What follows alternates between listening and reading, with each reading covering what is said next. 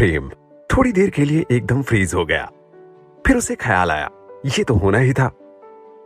दरअसल रिया सिक्के ठीक से कलेक्ट नहीं कर पाई थी, इसलिए वो ऐसा फील कर रही थी कि वो प्रेम की कोई मदद नहीं कर पाई। रिया ने बस कुछ दिन तक ही पढ़ाई की थी। अपनी पहचान छुपाने के लिए उसे अपनी पढ़ाई बीच में ही छोड़नी पड़ी। वो जितने कॉन्फिडेंस के साथ कह रही थी कि वो अरिथमेटिक में अच्छी है, वैसा कुछ वो दिखा नहीं पाई। वो अब सब कुछ भूल चुकी थी, इसलिए उसका ऐसा फील करना एक्सपेक्टेड था। और मैथ्स वो है भी तो ऐसी चीज कि अगर प्रैक्टिस ना की जाए तो दिमाग से कब फुर हो जाए पता भी नहीं चलता। प्रेम ने टेबल पर अपनी प्लेट रख दी। उससे रिया का सैड फेस देखा नहीं जा रहा था। रिया को उदास देखकर प्रेम का दिल भर आया था। उसे बहुत बुरा लग रहा था कि उसकी बेटी एक छोटी सी वजह से इतनी उदास हो गई थी। प्रेम को रिया हमेशा एक एक्स्ट्रा ऑर्डिनरी चाइल्ड लगती थी, क्योंकि सिर्फ 4 साल की एज में रिया जरूरत से ज्यादा जानती थी। 4 डिजिट के नंबर्स का एडिशन जानती थी, और तो और वो अभी से इतनी चालाक थी कि उसने अपनी मीठी मीठी बातों से वरुण को खाने के लिए भी मजबूर कर दिया था, जबकि वो तो गुस्सा होकर जाने वाला था। इतना सब कुछ इतनी छोटी एज में करना ये कोई नॉर्मल बात तो थी नहीं। रिया की आंखों में देखते हुए प्रेम ने उसके सर पर हाथ फेरा और कहा, ऐसा किसने कहा कि तुम कुछ नहीं कर पाई? और तुम ऐसा सोच क्यों रही हो? आज बस तुम्हारी वजह से ही हम लोग 4 प्लेट शाही कबाब बेच पाए। तुमने तो बहुत अच्छे से 2400 कॉपर के सिक्कों का हिसाब लगाया था, लेकिन वरुण दादाजी के पास इतने सारे कॉपर के सिक्के नहीं थे ना, इसलिए उनको और भी ब्यूटीफुल और वैल्यूबल सोने के सिक्के यूज करने पड़े। पर इसमें तुम्हारी क्या गलती है, ये बताओ? तुम तो वही कर रही थी जो तुम्हें पता है। क्या सच में? रिया की आंखें प्रेम के हर वर्ड के साथ और भी चमकती जा रही थी, लेकिन अभी वो उतना कॉन्फिडेंट फील नहीं कर पा रही थी। हाँ बिल्कुल, ये तो मेरा फॉल्ट है ना कि मैंने आज तक सोने के सिक्के कमाए नहीं और तुमने कभी देखे नहीं। सो अभी किसी को ब्लेम किया जाना चाहिए तो वो तो मैं हूं। ये सब मेरी फॉल्ट की वजह से हो रहा है। अगर मैंने तुम्हें सोने के सिक्के दिखाए होते तो तुम बिल्कुल भी सैड फील नहीं करती और अच्छे से सब कुछ जानती। पर मैंने तुम्हें पहले कभी बताया ही नहीं कि चांदी के सिक्के, सोने के सिक्के और प्लेटिनम के सिक्के भी कॉपर के सिक्कों जैसे ही होते हैं। ये सभी सिक्के चीजों को खरीदने के काम आते हैं, और मुझे ये सब कुछ तुम्हें पहले ही बता देना चाहिए था। सॉरी बेटा। रिया ने अपना सर ऊपर किया और बोला, नहीं पापा, ये आपकी गलती नहीं है। पापा तो मुझसे बहुत अच्छे से बिहेव करते हैं। वो मुझे मैजिक करने से भी नहीं रोकते और मैजिक सीखने को भी कहते हैं। सिक्कों के बारे में बताना आपके ध्यान में ही नहीं आया होगा शायद। रिया थोड़ी अपसेट थी। सौम्या मैम ने मुझे सब सिखाया था, लेकिन मैं समझ नहीं पाई कि इतने सारे कॉपर के सिक्के इतने कम सोने के सिक्के में कन्वर्ट कैसे हो गए। वो बहुत सारे थे, बहुत। रिया का एक्सप्लेनेशन सुनकर प्रेम को हंसी आ गई, लेकिन रिया के टिमिड नेचर को देखते हुए प्रेम ने अपनी हंसी पर कंट्रोल किया। उसे रिया को अपसेट देखना बिल्कुल भी पसंद नहीं था। उसे रिया हमेशा हंसती हुई अच्छी लगती थी। किसी के बिहेवियर पर एक्सटर्नल एनवायरनमेंट का बहुत ज्यादा इन्फ्लुएंस होता है, खासकर जो स्लोली अपनी वैल्यूज और हैबिट को मोल्ड करने की एज में होते हैं। रिया के साथ भी यही था। इंसान और बौनों के बीच में आधी बौनी स्पीशीज होने के कारण रिया थोड़ी इंफीरियर थी और इसीलिए ज्यादा कॉन्फिडेंट नहीं हो पाई थी। लेकिन अच्छी बात यह है कि रिया अभी बहुत छोटी है और ये सब बातें जल्दी ही उसके दिमाग से निकल जाएंगी। प्रेम को बस उसकी हेल्प करनी है, जिससे वो ग्रेजुअली कॉन्फिडेंट हो जाए। प्रेम को धीरे धीरे उसे स्ट्रांग बनाना है। उसे रिया को नई नई चीजें सिखानी है, जिससे रिया को कभी भी खुद में कुछ कमी ना दिखे। मैं अब किसी को भी रिया पर हंसने का चांस नहीं दूंगा, न ही उसका सिर कभी झुकने दूंगा। मैं रिया को अपनी छोटी सी प्रिंसेस बनाऊंगा, प्रेम ने अपने आप से कहा। इस दुनिया में प्रेम को मैथमेटिक्स की और भी टेंशन हो रही थी। यहां की हालत तो उसकी पिछली लाइफ से भी ज्यादा खराब है। 2 डिजिट का एडिशन और सब्सट्रैक्शन ये भी सीखने में यहां के लोगों को सालों लग जाते हैं। यहां के लोगों को मैथमेटिक्स ठीक से नहीं आती और ना उन्होंने कभी उसे ठीक से सीखना चाहा। उनका काम बस यूं ही चल रहा है बिना मैथमेटिक्स के। यह बहुत सरप्राइजिंग है कि इस दुनिया में बेसिक एजुकेशन भी सभी को नहीं सिखाई जाती। तभी प्रेम के दिमाग में रिया का कॉन्फिडेंस वापस लाने का एक अच्छा आइडिया आया। उसे समझ आ गया कि कैसे रिया को अच्छा फील कराना है और कैसे वो धीरे धीरे सीखना शुरू कर देगी। पृथ्वी पर भारत एक ऐसा देश था जहां की मैथमेटिक्स सबसे अच्छी मानी जाती थी। सबसे बेसिक नॉलेज के तौर पर भारत में मल्टीप्लिकेशन टेबल सिखाई जाती थी। प्रेम ने रिया के बालों में हाथ फेरा और उसके आगे स्माइल करते हुए एक प्लेट में कबाब रखकर बोला, ये खा लो, आज से तुम्हें पापा टेबल सिखाएंगे। जब तुम ये सीख जाओगी ना तो तुम गांव के बच्चों से भी अच्छा हिसाब करने लगोगी और फिर तुम्हें पैसे कलेक्ट करने में भी कोई प्रॉब्लम नहीं आएगी।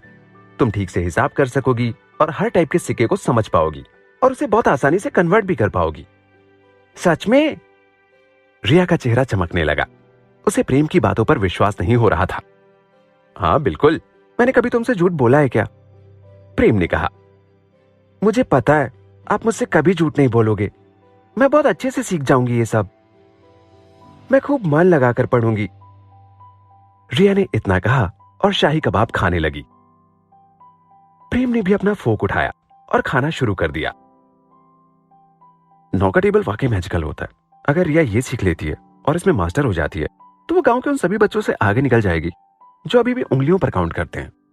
और रिया का कॉन्फिडेंस वापस लाने के लिए आई थिंक ये मेरा फर्स्ट स्टेप होना चाहिए।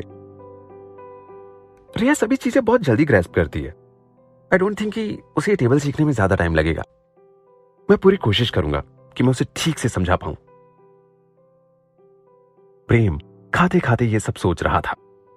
लंच करने के बाद प्रेम ने टेबल से प्लेट उठाई और किचन में चला गया। ऑयली प्लेट्स को देखकर प्रेम का बिल्कुल मन नहीं था कि वो इन्हें धोए। उसे बहुत गंदा फील हो रहा था। उसने अपनी पिछली लाइफ में कभी भी ऐसा काम नहीं किया था। वो इतना अमीर था कि इन सब कामों के लिए उसके घर में नौकर लगे हुए थे। थोड़ी देर सोचने के बाद उसने सिस्टम से पूछा, सिस्टम, क्या तुम डिश वॉशर भी बेचते हो? सिस्टम ने जवाब दिया, मैं कोई अप्लायंस स्टोर नहीं हूं। अरे फालतू की बातें मत करो, सीधा जवाब दो, तुम बेचते हो या नहीं? मैं खरीदना चाहता हूं। प्रेम ने अपने होठ भींचते हुए कहा। सिस्टम थोड़ी देर तक चुप रहा। फिर एक ऐड प्रेम के दिमाग में दिखने लगा। बेसिक डिश वॉशर, ये एक बार में 5 प्लेट और 10 चम्मच धोता है। प्राइस 3 सोने के सिक्के। यह सिस्टम तो वाकई में पैसों का लुटेरा है। इसके कोई प्रिंसिपल्स ही नहीं है। इसके हर प्रोडक्ट्स के रेट बाकी जगहों से ज्यादा ही होते हैं। न जाने मुझसे चाहता क्या है। जितने भी पैसे इसने मुझे दिए हैं ये खुद ही पूरे लेकर मानेगा क्या? प्रेम जानता था कि सिस्टम अपने रेट्स में कोई भी कॉम्प्रोमाइज नहीं करेगा। वो अपनी बात पर हमेशा कांस्टेंट रहता है। उसने पहले अपने इंग्रेडिएंट्स इतने महंगे बेचे थे और अब ये डिश वॉशर। फिर भी इस डिश वॉशर के प्राइस एक्सेप्टेबल थे। ज्यादा सस्ता नहीं है पर ठीक है। एक मेरे लिए निकाल दो, इसके पैसे मेरे अकाउंट से माइनस कर लेना। तभी सिस्टम की आवाज आई, काम हो गया है, आपका डिश वॉशर अपनी जगह पर रख दिया गया है और इसके पैसे आपके अकाउंट से काट लिए गए हैं। ऐड के हिसाब से इसकी प्राइस 3 सोने के सिक्के है। सिल्वर कलर के डिश वॉशर को देखकर प्रेम की आंखें चमक उठी। ये बहुत हाईटेक लग रहा था। प्रेम ने ऊपर का ढक्कन खोला और सिंक में से प्लेट्स और स्पून्स उठाकर डिश वॉशर में डाल दिए। फिर उसने स्टार्ट करने का बटन दबाया। 1 मिनट के अंदर ही ऊपर का ढक्कन खुल गया और सारी प्लेट्स एकदम क्लीन और शाइनी हो गईं। मॉडर्न टेक्नोलॉजी वाकई में बहुत कन्वीनियंट है। प्रेम ने एक एक करके प्लेट्स और स्पून्स डिश वॉशर से बाहर निकाले। रिया किचन के डोर पर ही खड़ी थी। प्रेम को देखते ही उसने पूछा, पापा आप मुझे क्या सिखाने वाले हो? 9 का टेबल। बस तुम मेरा यहीं वेट करो, मैं अभी पेन और पेपर लेकर आता हूं। हम आज कुछ सीखने का ट्राई करेंगे। प्रेम ने जवाब दिया। प्रेम को लग रहा था कि शायद जल्दी ही कोई नया कस्टमर उसके रेस्टोरेंट में आएगा। वो ज्यादा लेट नहीं करना चाहता था, इसीलिए उसने जल्दी से ऊपर जाकर पेन और पेपर ढूंढा और अपनी मेमोरी की हेल्प से 9 का टेबल लिखने लगा।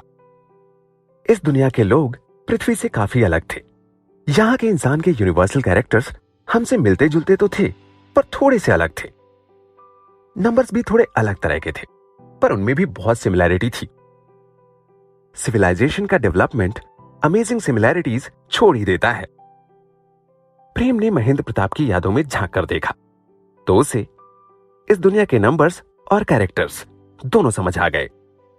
महेंद्र प्रताप इस दुनिया की लगभग सभी चीजों के बारे में अच्छे से जानता था, इसीलिए प्रेम को कोई भी नई चीज सीखने में कभी भी कोई प्रॉब्लम नहीं आई। पापा, आपकी हैंडराइटिंग बहुत ही ब्यूटीफुल है। रिया अपने पापा को मल्टीप्लिकेशन टेबल बनाते देख रही थी। वो वहीं बैठी बैठी खुशी से तालियां बजा रही थी। रिया को अभी तक यह लगता था कि उसकी सौम्या मैम की हैंडराइटिंग सबसे अच्छी है, लेकिन अब उसे समझ आ गया कि उसके पापा की हैंडराइटिंग और भी अच्छी है। उसके पापा की राइटिंग बिल्कुल वैसी है जैसी किताबों में लिखी होती है।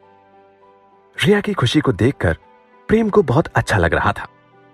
वो मन ही मन में सोचने लगा, चलो बचपन में स्कूल में रोज 1 घंटे की हैंडराइटिंग की प्रैक्टिस करना आज आखिर काम में आ ही गया। आज किसी ने तो मेरी हैंडराइटिंग की तारीफ की। रिया, अगर तुम चाहो तो मैं किसी दिन तुम्हें अच्छी हैंडराइटिंग लिखना भी सिखाऊंगा, प्रेम ने मुस्कुराते हुए कहा। ठीक है पापा, आप मुझे जरूर सिखाना। वो मल्टीप्लिकेशन टेबल को बड़े ध्यान से देख रही थी। फिर उसने पूछा, पापा क्या यही 9 की टेबल है?